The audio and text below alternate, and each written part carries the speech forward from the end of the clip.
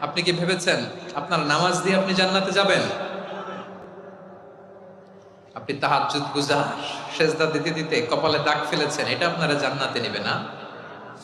আপনি এলাকার সবচেয়ে বড় হাতেম তাই দানশীল, এই দানের ভরসায় বসে আছেন কশ্চিন কালো না। আমাদের নামাজ, আমাদের রোজা, আমাদের ইবাদত, এগুলোকে মিজানের পাল্লায় উঠালে কোনো ওজনই হবে না। তবে আমাদের একটা কৌশল জানা আছে, আমরা আল্লাহর রহমতের ভিখারি। আমরা সেদিন আগেই গুনার স্বীকৃতি দিয়ে দেব।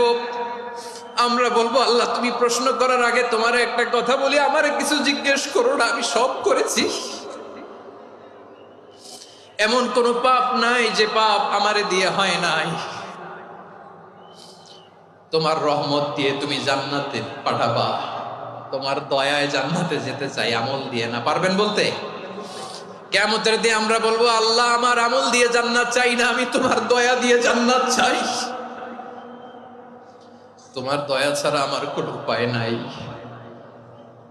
কারণ আল্লাহ যদি বিচার করে, বাঁচার কারো উপায় নাই। আল্লাহ যদি বলে ফেলেন তুই এটা করলি কেন, ওখানে গেলি কেন, কোরআনে 1000 বার নিষেধ করলাম তারপরেও এই পাপে জড়ালি কেন, এরকম প্রশ্ন ছুড়ে দিলে আমার উত্তর আছে?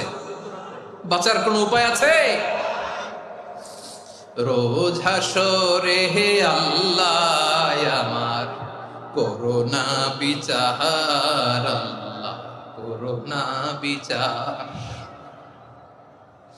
বিচার চাহি না তব দয়া চাই, এ